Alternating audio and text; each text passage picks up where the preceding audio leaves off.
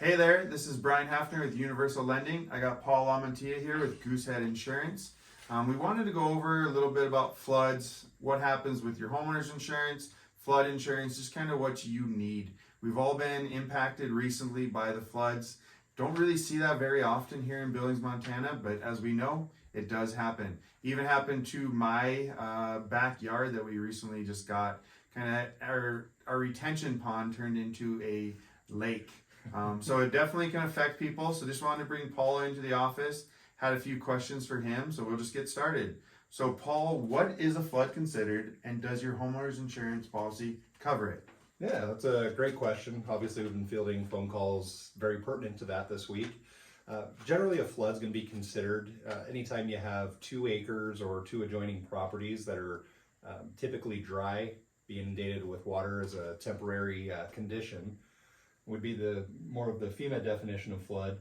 And your homeowner's insurance, 99.9% of your homeowner's policies out there have absolutely no coverage for that type of scenario. So yeah, we all see water, we all get wet yards, but really a flood is just when it gets so wet that the earth pretty much just can't handle it. That's and right. starts coming in to certain things. Yep. So rain accumulation is a great example that we just experienced. Water from outside coming inside is kind of the rule of thumb on what's going to be considered flood and what's not going to be considered flood.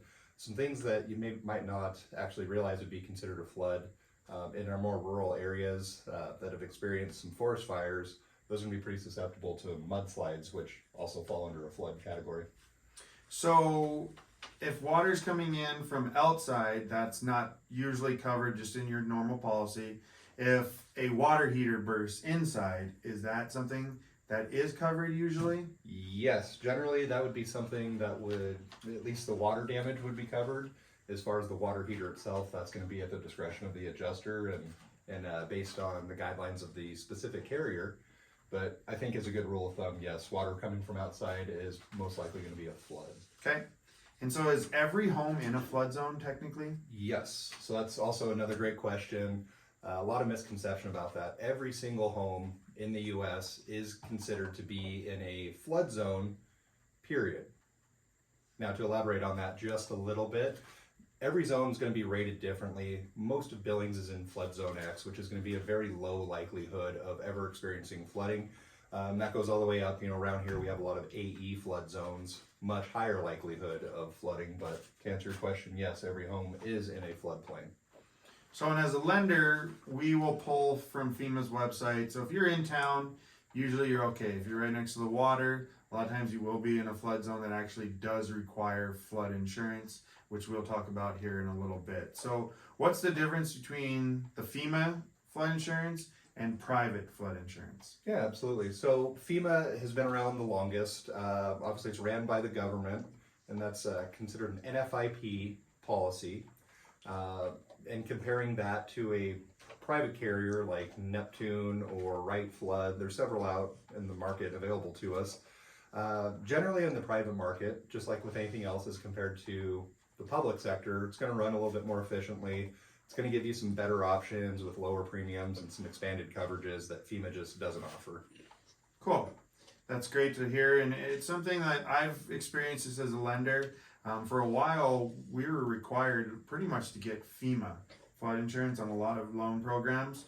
And they have expanded that to allow private, which I've kind of noticed it seems like private a lot of times can save the borrower a little bit of cash, which is always a good thing.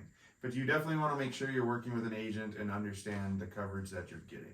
Yeah, absolutely. So let's talk about vehicles. Yeah. Are vehicles covered under flood insurance, or what happens if your vehicle gets water? Yeah, obviously there were several vehicles around Billings that were flooded out and covered with water, at least up to their hoods. Generally, that's not going to be a flood policy situation. That's going to be a comprehensive claim with your carrier. There's going to be a little bit of variance on that, and it's always the buck's always going to stop at the adjuster and how they view the loss, but generally that's going to be a comprehensive claim. Cool. Perfect. I have a couple questions for you, Brian. Okay. So obviously there are some properties affected by the recent flooding. Hopefully none of those were, on the market or in the process, but can you tell me a little bit what would happen if you were in the closing process on a new home transaction and that just experienced some significant flood damage. Yeah, it definitely can be an issue. So, of course, if you're buying a house, you don't want to buy a house that has flood issues.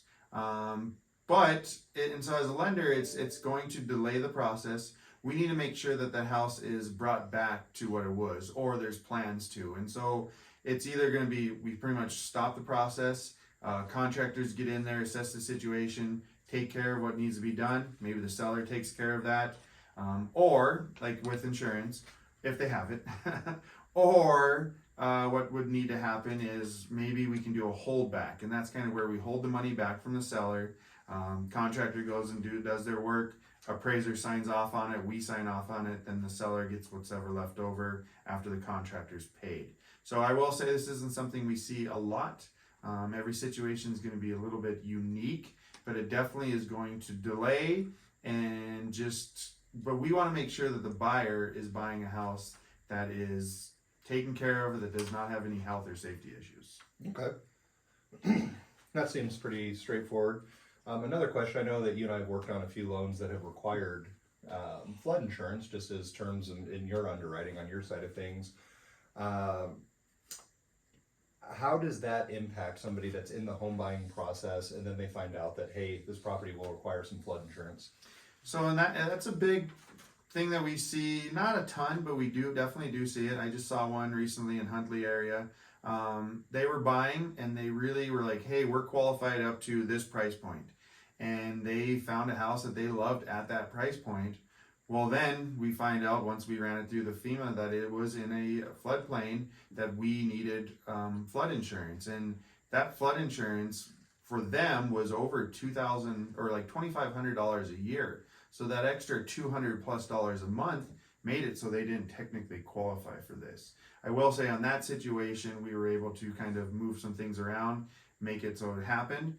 But it is something that we're going to look at because that goes towards their debt to income. And so if you aren't planning for flood insurance and then you find a property that is requiring it, or if you just want to make sure you have it just in case something like this happens, that is something a lender will count towards their qualifying their debt to income. So you want to make sure you're doing, again, your due diligence, working with your lender, working with your insurance agent up front to make sure that the numbers do line up for what you're hoping for. Yeah. Well, excellent. I think that's a... Yeah, so awesome, Paul. Appreciate you coming in. I definitely think we answered some questions, just gave people a good idea of what floods are, what insurance requires. So if you live in a place, maybe you didn't get water, but you're like, man, we're supposed to get another week long worth of rain. And so if you want to make sure that you're protected, reach out to your insurance agent, reach out to Paul, and just say, hey, like, I don't have, or do I have flood insurance? And if I don't, how much would it cost to get something like that? Because every scenario, every policy is going to be a little bit different. And you hope you never have to deal with it. But I've had some good friends that just recently woke up with 4 inches of water in their basement and they never expected it. So it's going to cost them some money to get it fixed because unfortunately just their more typical homeowner's policy does not cover it. Yep. Any last words?